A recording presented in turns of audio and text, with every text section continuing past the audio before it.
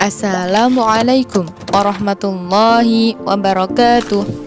Selamat pagi anak-anakku kelas 3 Abu Bakar. Bagaimana kabar kalian hari ini? Alhamdulillah, luar biasa. Allahu Akbar. Yes, sukses. Nah, anak-anak, pagi ini kita akan belajar tema 2. Nah, tetapi sebelum kita mulai pembelajaran, kita awali dengan membaca suratul Fatihah terlebih dahulu ya. Kedua tangan ditengadahkan, kepala agak ditundukkan, berdoa mulai. Al-Fatihah. A'udzu billahi minasyaitonir rajim. Bismillahirrahmanirrahim.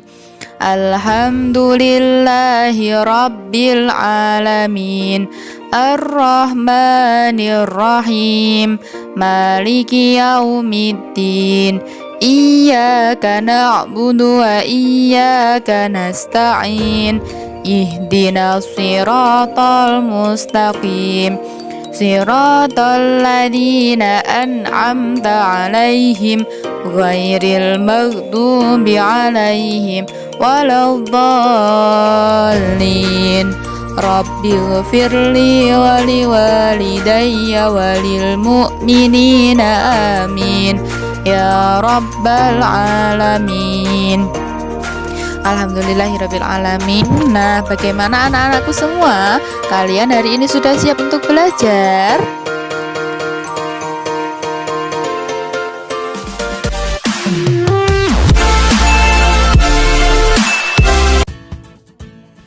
Terima kasih.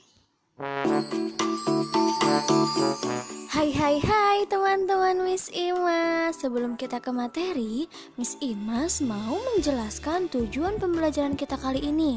Nah, yang pertama, setelah kalian menonton video ini, diharapkan teman-teman bisa menguraikan pesan yang terkandung dalam dongeng, baik dalam bentuk lisan maupun tulisan. Nah, tujuan yang kedua, setelah kalian menonton video ini, diharapkan bisa mempraktikkan pesan moral yang terkandung dalam sebuah cerita dongeng. Oke teman-teman, Miss Imas mau nanya nih, siapa di sini yang suka membaca buku, terutama buku tentang dongeng? Atau siapa di sini yang suka diceritakan dongeng oleh ayah bundanya sebelum tidur? Oke, banyak banget ya yang suka dongeng, termasuk Miss Imas. Miss Imas juga suka banget dongeng. Nah teman-teman, ada yang tahu nggak ya tapi dongeng itu apa sih? Nah teman-teman, Miss Imas akan menjelaskan apa itu dongeng. Nah, pengertian dongeng itu banyak banget pengertiannya ya. Ada yang pertama menurut KBBI atau Kamus Besar Bahasa Indonesia. Nah, menurut KBBI, dongeng adalah cerita yang tidak benar-benar terjadi. Nah, untuk pengertian lainnya, dongeng itu adalah bentuk sastra lama yang bercerita tentang kejadian luar biasa dan bersifat fiksi. Fiksi itu tidak nyata dan penuh hayalan, serta imajinasi dan tidak benar-benar terjadi. Oke teman-teman, dongeng itu berfungsi yang pertama untuk menyampaikan pesan moral atau pesan mendidik untuk pembacanya. Yang kedua, dongeng berfungsi sebagai hiburan bagi pembacanya. Nah, kira-kira ada yang tahu nggak ya struktur dongeng itu seperti apa sih? Oke, struktur dongeng terbagi menjadi 3. Yang pertama ada pendahuluan. Pendahuluan itu apa? Pendahuluan itu adalah kalimat pengantar untuk memulai suatu cerita dongeng. Misalnya, kalimatnya begini loh teman-teman. Kalau di dongeng itu, pada zaman dahulu kala ada sebuah bla bla bla bla. Atau misalkan kayak gini loh teman-teman, pendahuluannya. Pada suatu hari yang cerah bla bla bla bla. Nah, itu namanya pendahuluan ya. Nah, yang kedua, struktur dari dongeng yang kedua itu ada peristiwa atau isi. Nah, itu apa sih? Di peristiwa atau isi itu ada kejadian-kejadian yang disusun berdasarkan urutan waktu. Jadi peristiwa intinya gitu loh dalam sebuah dongeng itu ada di bagian yang kedua, di bagian peristiwa atau isi. Nah, bagian dongeng yang terakhir yaitu penutup. Penutup itu adalah kalimat untuk mengakhiri sebuah cerita dongeng. Biasanya memakai kalimat seperti ini loh teman-teman. Kalau kalian senang membaca dongeng, biasa ada kalimat-kalimat kayak gini. Akhirnya mereka berdua hidup selamanya. Atau misalkan dan akhirnya mereka pun bersama lagi. Nah itu ya, itu. Jadi ada 3, pendahuluan, peristiwa atau isi, dan terakhir adalah penutup. Oke, lanjut ke ciri-ciri dongeng. Yang pertama, dongeng diceritakan dengan alur yang sederhana. Yang kedua, karakter tokoh pada dongeng tidak diceritakan secara rinci atau detail. Dan ciri-ciri yang ketiga yaitu pendahulunya singkat dan lebih menekankan ke isi atau peristiwa inti pada dongeng. Yang keempat, ceritanya singkat dan bergerak cepat. Yang kelima, peristiwa dalam cerita merupakan hayalan atau fiktif dan tidak benar-benar terjadi. Oke teman-teman, yang terpenting dalam sebuah cerita dongeng itu ada unsur intrinsik. Nah, unsur intrinsik adalah unsur-unsur yang terdapat dalam sebuah cerita dongeng, di dalam sebuah cerita dongeng ya. Nah, unsur intrinsik sebuah cerita dongeng itu yang pertama ada tema, yang kedua latar, yang ketiga alur, yang keempat tokoh, yang kelima penokohan, yang keenam sudut pandang, yang ketujuh majas atau gaya bahasa, dan yang kedelapan amanat atau pesan moral. Oke, kita jelaskan satu persatu ya. Yang pertama tema. Tema adalah ide utama yang mendasari dongeng. Contoh tema dongeng itu tema persahabatan, tema keluarga, bebas ya. Unsur yang kedua yaitu latar. Latar adalah keterangan mengenai waktu, tempat, suasana dalam sebuah cerita dongeng. Misalkan waktunya sore hari, pagi hari, dan lain-lain. Tempat misalkan di sungai, di sekolah, di rumah. Suasananya misalkan suasananya mencekam, menakutkan, dan lain-lain.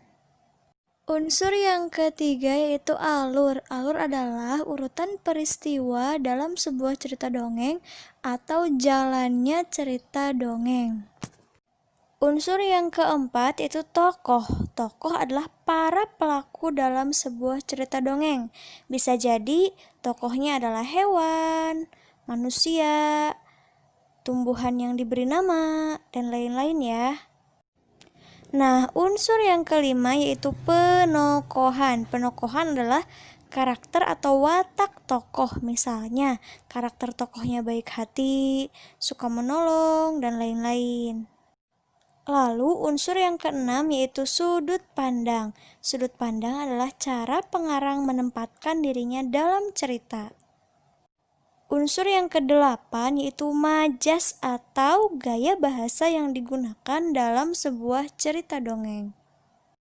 Unsur yang kedelapan yaitu amanat. Amanat adalah pesan moral yang ingin disampaikan oleh penulis cerita dongeng kepada pembacanya atau pelajaran yang dapat diambil dari dongeng oleh si pembaca. Nah, contoh cerita dongeng yang paling populer di Indonesia adalah yang pertama tentang cerita Malin Kundang, Bawang Merah Bawang Putih, Jaka Tarub, Legenda Batu Menangis, dan lain-lain. Oke teman-teman, kesimpulan untuk pembelajaran kita kali ini adalah dongeng merupakan salah satu cerita fiksi yang bersifat khayalan dan tidak benar-benar terjadi. Nah, setiap dongeng biasanya memiliki pesan moral yang baik yang dapat kita praktikkan dalam kehidupan sehari-hari. Nah, teman-teman, semoga penjelasannya bermanfaat ya. Tetap jaga kesehatan, tetap semangat, tetap belajar. Wassalamualaikum warahmatullahi wabarakatuh. Thank you for watching.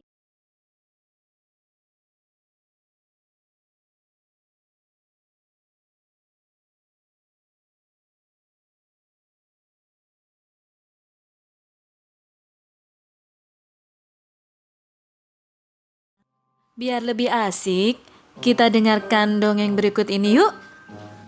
Gajah dan Semut. Ini adalah cerita tentang seekor gajah dan semut. Di dalam hutan, hiduplah seekor gajah yang selalu bangga pada dirinya. Suatu hari, saat dia berjalan di hutan, dia bertemu dengan seekor burung beo dan memaksanya untuk hormat kepadanya. Dia terus mengejek dan mengganggu burung beo tersebut. Namun sang beo menolak untuk menghormati gajah.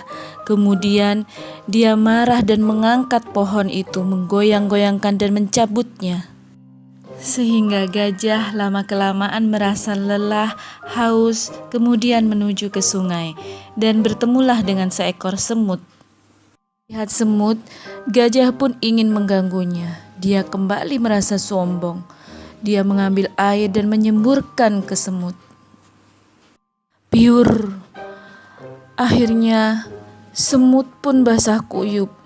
Dia merasa sedih karena makanannya basah semua. Hahaha. Melihat semut basah kuyup, gajah tertawa terbahak-bahak dan mengejeknya. Kemudian gajah melanjutkan perjalanannya dan beristirahat di bawah pohon hingga tertidur. Semut memanfaatkan kesempatan ini. Dia memasuki belalai gajah dan ingin memberi pelajaran kepada si gajah. Semut masuk ke dalam belalai gajah dan menggigitnya sekuat tenaga. Gajah pun terbangun dan dia menangis, "Aduh, aduh, belalaiku." Dia merasa kesakitan yang luar biasa. Cukup memberi pelajaran, akhirnya semut pun keluar. Gajah terkejut. Ternyata yang menggigitnya adalah seekor semut yang diganggunya tadi. Gajah menyesal dan meminta maaf pada semut. Dia berjanji tidak akan mengulangi perbuatannya lagi. Kemudian dia meninggalkan semut dan menemui hewan-hewan lain untuk meminta maaf. Semut pun memberi nasihat pada si gajah. Tidaklah boleh dia merasa sombong, karena kekuatannya harus dipergunakan untuk membantu yang lain. Dari dongeng tadi kita tentukan temanya ya. Artinya inti atau pokok dasar cerita. Atau lebih mudahnya dongeng tadi bercerita tentang apa. Selanjutnya latar. Yang pertama latar tempat adalah informasi yang menjelaskan tentang di mana cerita tersebut terjadi. Tentu kalian tahu. Yang kedua, latar waktu, yaitu menjelaskan tentang kapan peristiwa itu terjadi, misalnya pagi hari, sore hari, dan lain-lain. Yang terakhir, latar suasana. Nah, di sini maksudnya adalah bercerita bagaimana si gajah, bagaimana si semut. Demikian penjelasan singkat dari Ustadzah, semoga bermanfaat. Sampai jumpa di pelajaran berikutnya. Wassalamualaikum.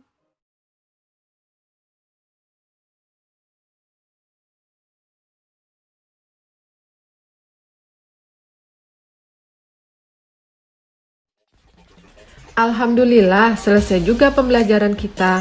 Semoga bermanfaat ya untuk kita semua. Wassalamualaikum warahmatullahi wabarakatuh.